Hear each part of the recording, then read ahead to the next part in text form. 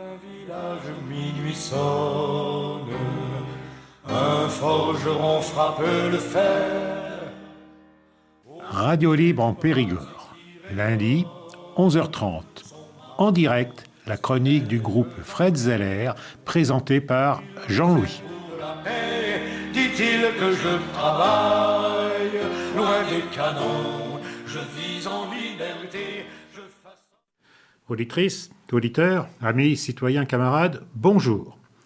Nous sommes le lundi 23 juin 2025 et je voudrais aujourd'hui vous présenter en fait non pas une chronique, mais une interview, ou même pas une interview, plutôt un entretien, je pense que ce sera le terme qui convient le mieux, avec quelqu'un que je reçois avec un immense plaisir, André Rosweg, correspondant de l'UJFP pour la région Aquitaine, responsable de l'UJFP pour la région Aquitaine, et je pense que nul mieux que lui peut se présenter et présenter son association.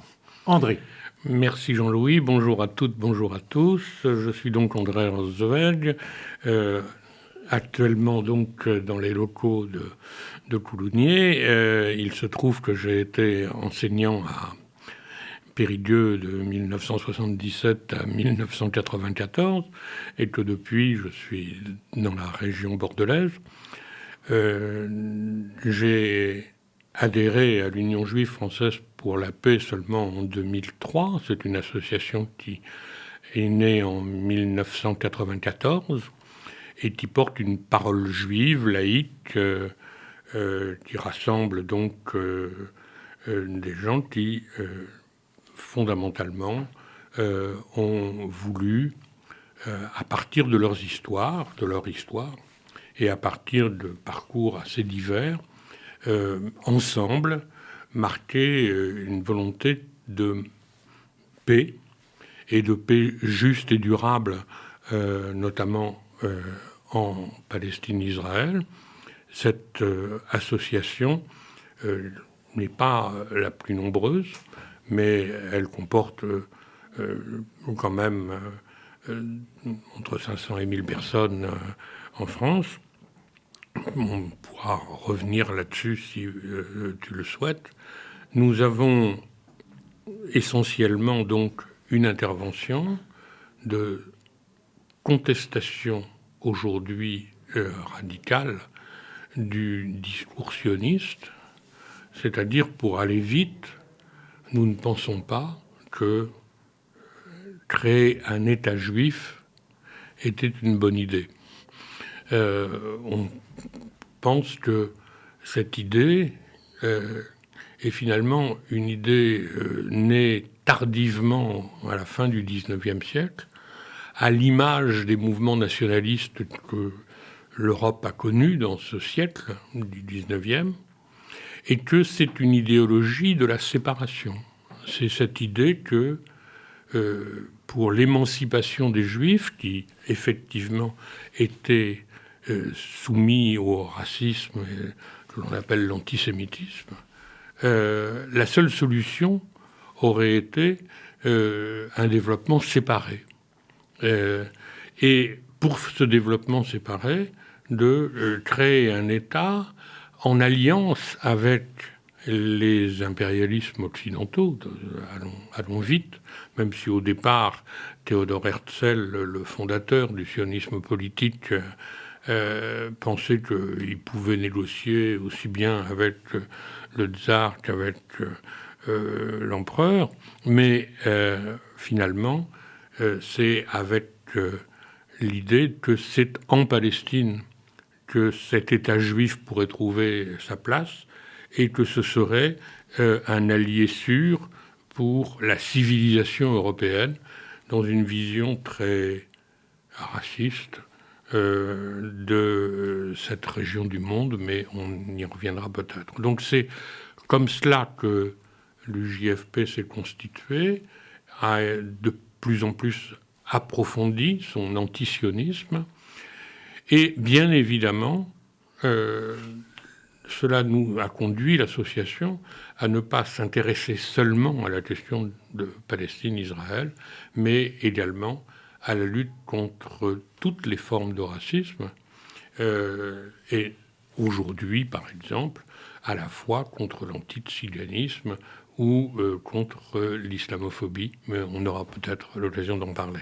Alors moi, je suis membre de la coordination nationale, porte-parole pour la Nouvelle-Aquitaine et installé sur Bordeaux. Voilà. Et avec peut-être même une présence de l'association en Dordogne, avec peut-être des correspondants locaux. Alors, soyons francs, pour le moment, il n'y a pas de fonctionnement collectif en Dordogne. Nous avons plusieurs adhérents et je pense que dans les jours, ou disons dans les semaines qui viennent, ces adhérents vont apparaître directement, et notamment directement dans le collectif girondin pour une paix juste et durable entre Palestiniens et Israéliens. J'espère qu'ils pourront participer pleinement à ce collectif dans lequel j'ai été plus ou moins le correspondant extérieur de l'UJFP. D'accord. Bon, écoutez, je pense que nos auditrices et auditeurs ont déjà découvert beaucoup de choses.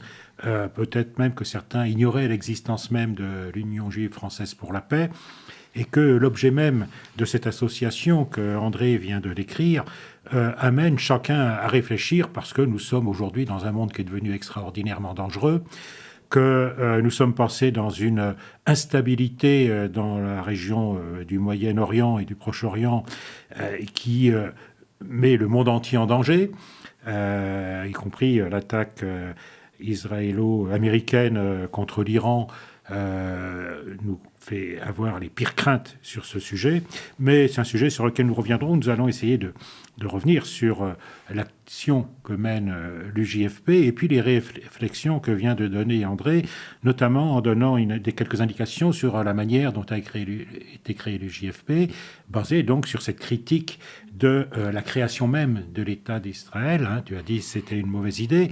Ça m'a fait immédiatement penser aux propos de George Biden devant le Sénat américain. Alors je crois que c'est en 1985, donc c'est assez ancien, mais c'est une époque où il avait encore toute sa tête, on va dire. Il avait dit, je crois mot pour mot, si Israël n'avait pas été créé, il aurait fallu l'inventer. C'est la meilleure initiative qui a été prise dans cette région du monde pour la défense de nos intérêts. Ce qui montre que sur ce sujet, il y a deux aspects. Parce que il y a l'aspect concernant les Juifs eux-mêmes, alors avec cette initiative sur laquelle effectivement on peut porter toute une série d'avis. Je pense même également que tu as sans doute beaucoup d'informations là-dessus, que sur le plan politique, le point de départ, ça a été également la déclaration Balfour. Je pense que ça a joué un rôle important et que ceux qui ont porté cette déclaration Balfour et jusqu'à la création de l'État d'Israël ne brillaient pas par leur amitié envers les Juifs d'une façon générale. Je pense qu'il y avait même quelques antisémites notoires. Donc c'est comme un élément qui caractérise un petit peu les choses. Donc il y a ce plan-là, puis il y a le plan, finalement, mais c'est pas du tout contradictoire, on le voit bien, de la question de l'impérialisme, et que ce que dit George Biden de manière très directe, c'est que c'est la défense des intérêts impérialistes au Moyen-Orient, une région où il y a le pétrole, une région où il y a des monarchies moyenâgeuses que l'impérialisme américain a certainement intérêt à conserver pour préserver justement ses intérêts. Donc peut-être qu'on peut échanger sur cette question-là, sur ce double aspect, la question des Juifs. Je dirais, par derrière, dans la guerre qui se mène actuellement, ce qui est, à mon sens, fondamental, c'est la question de l'égalité des droits. Alors, nous avons peu de temps, donc je vais essayer de vous dire... nous avons publié plusieurs livres. Donc, vous pouvez les commander à votre libraire habituel et je pense qu'ils vous apporteront des réponses plus fournies que celles que j'aurai le temps de donner aujourd'hui. En particulier, nous avons publié il y a 2 ans Antisionisme, une histoire juive, qui est une véritable anthologie qui montre tous les courants de la pensée juive, religieux ou non religieux, révolutionnaires ou libéraux, qui font que, jusqu'à la Deuxième Guerre mondiale, le sionisme politique était ultra minoritaire parmi les communautés juives. Je ne parle pas de peuple juif, ce qui est un sujet qui supposerait une émission à elle toute seule. Vous connaissez le titre, au moins, du livre de Shlomo Sand. Pourquoi j'ai cessé d'être juif? Non, oui, mais qui avait au départ dit que l'invention du peuple juif... bon, soyons simples.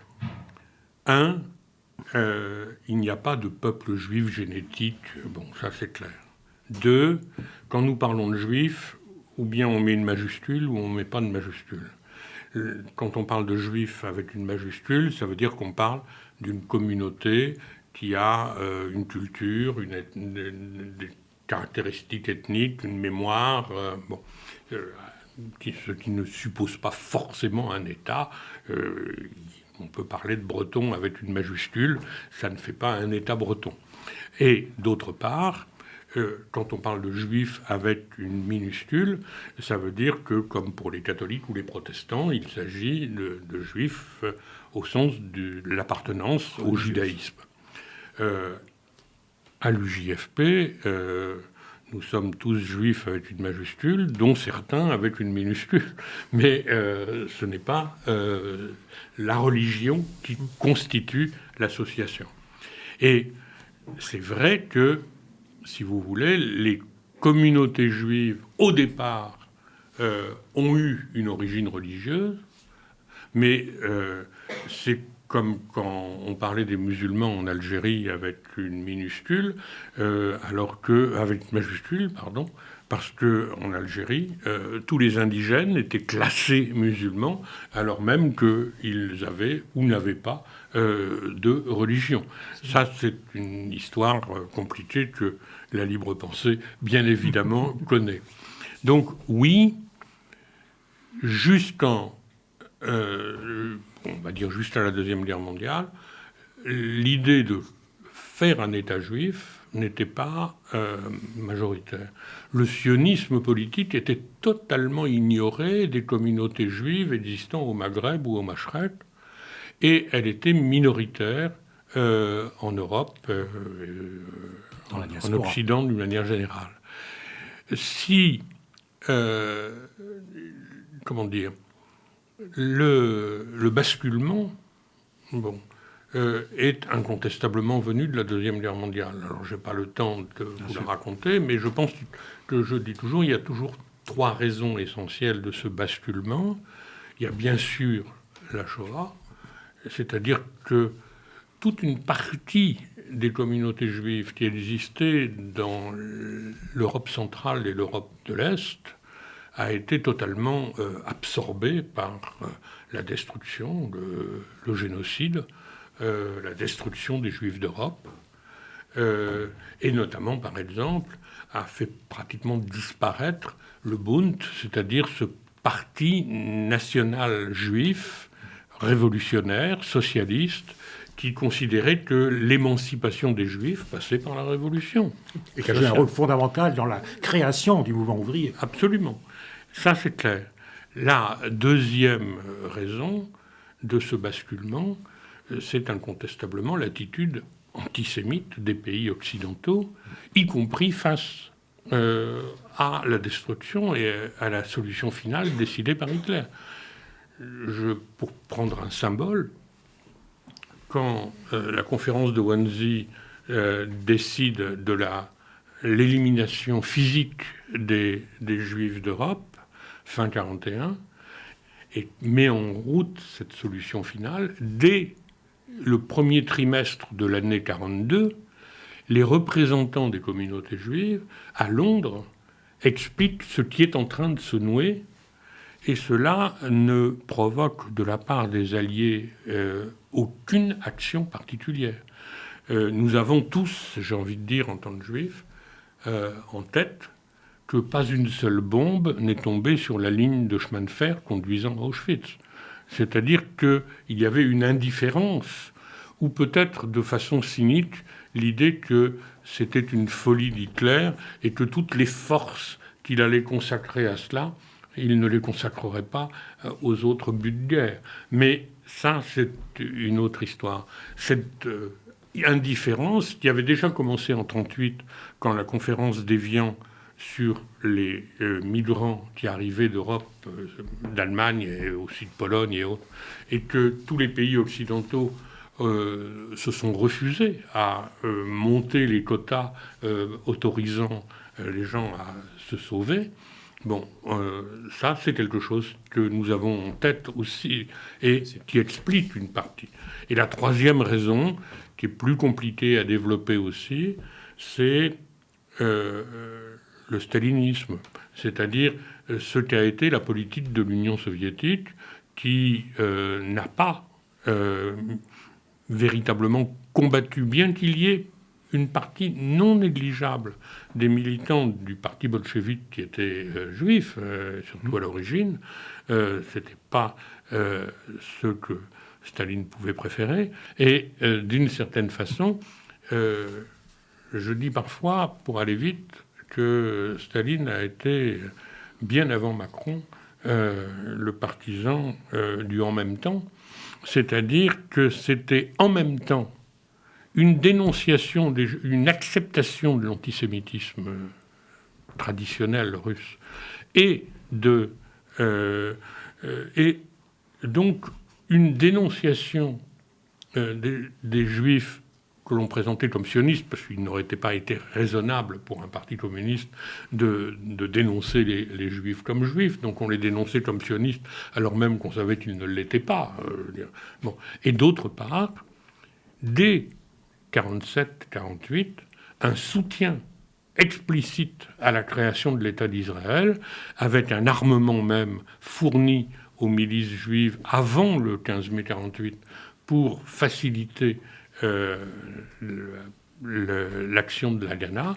Donc et l'Union soviétique a été le premier État à reconnaître l'État hébreu, comme on dit maintenant, c'est-à-dire Israël, de façon unilatérale. Alors bien sûr, c'est une histoire compliquée, mais on comprend, sans l'approuver en ce qui nous concerne, que les communautés juives aient peut-être partout eu tendance à basculer vers le sionisme. Juste un truc, parce qu'on en parle assez peu. Entre 1945 et 1948, la libération des camps d'extermination n'a pas abouti au fait que leurs participants, les internés, puissent regagner immédiatement leur pays. Ils ont été maintenus... Leur pays où ils vivaient avant la guerre. Auparavant. Ils ont été maintenus dans des camps pendant des mois et des années. D'abord parce qu'on craignait le typhus, et ensuite parce qu'on ne voulait pas forcément les accueillir. Il y a un livre qui est paru qui s'appelle « L'attente » aux éditions du Détour, qui montre comment, pendant des années, il y avait ce problème-là.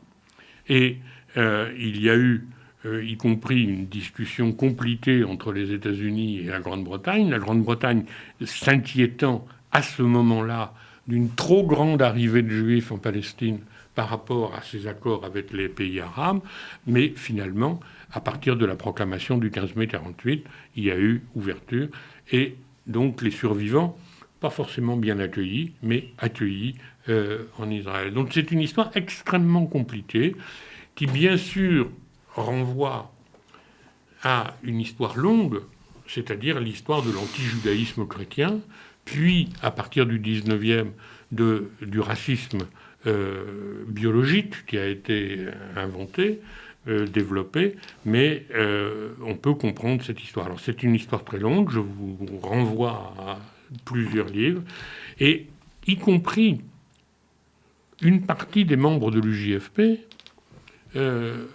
ont, dans leur jeunesse, été sionistes. On a fait un petit bouquin qui s'appelle Parcours de juifs antisionistes en France, où on est 22 à avoir raconté notre histoire.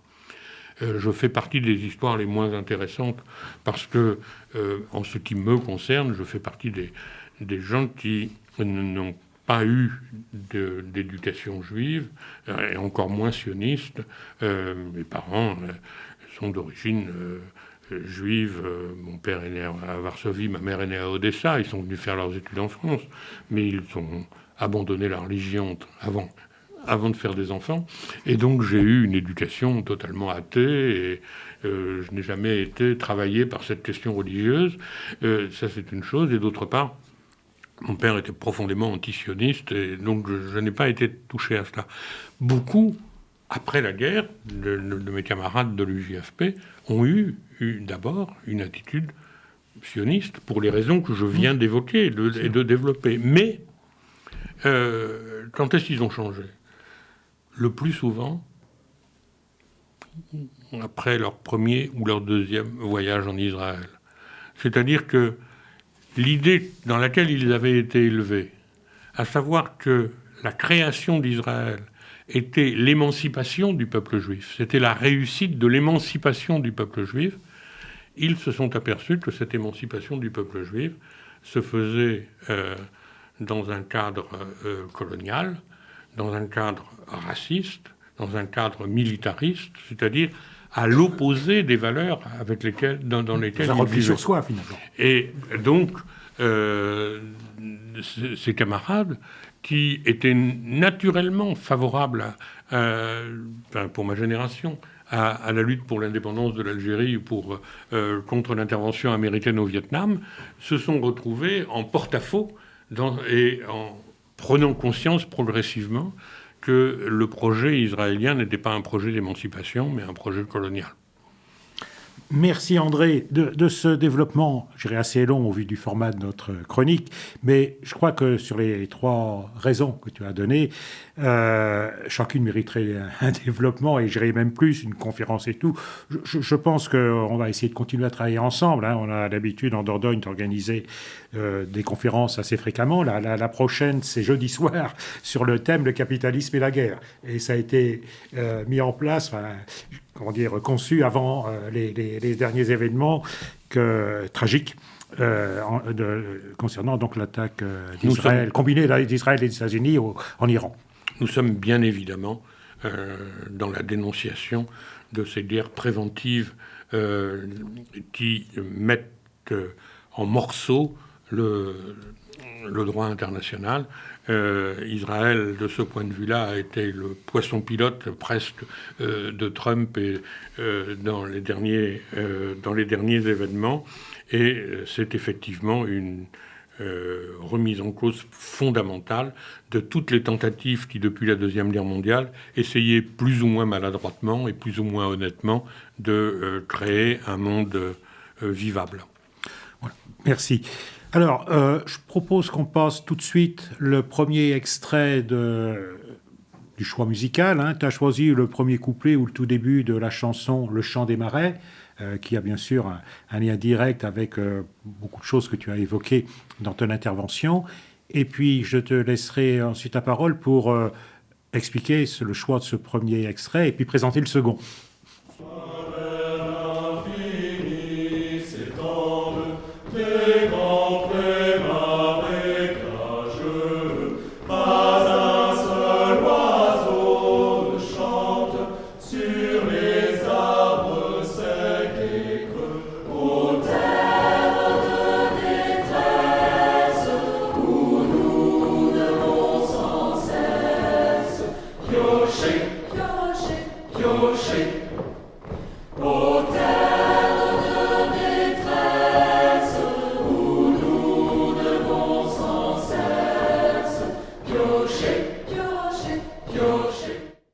Alors, c'est un chant que j'ai y compris chanter quand j'étais éclaireur hors de France. Ça faisait partie du chansonnier. C'est un chant qui est né dans les camps de concentration des prisonniers allemands à partir de 1933, c'est-à-dire en particulier des communistes allemands, où il y avait pas mal de juifs, comme on peut le savoir. Et j'ai découvert que avait été maintenant mis de façon assez massive l'hymne des femmes, Et je vous propose, si vous êtes prêts, à en passer dès maintenant le premier couplet.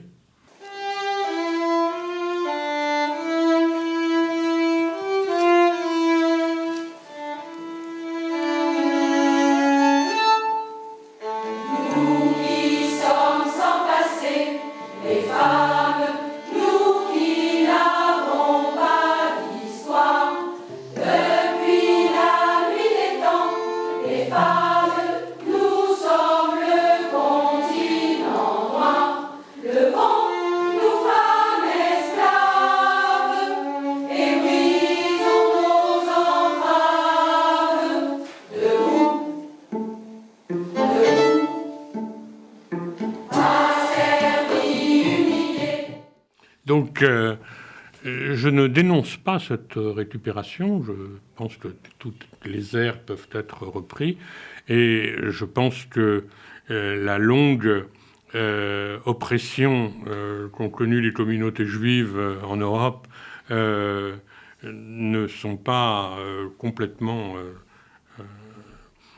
hors sujet, et que les femmes aient choisi cette ère et cette construction pour leur hymne me paraît tout à fait sympathique.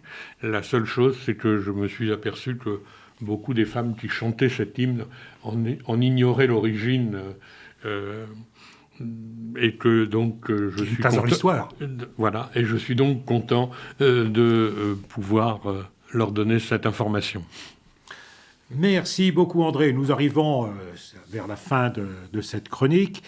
Bon, tu t'es déjà exprimé un petit peu là sur le conflit qui est en train de se développer de façon tragique entre d'un côté Israël, les États-Unis et j'irai tous ceux qui regardent un petit peu ailleurs.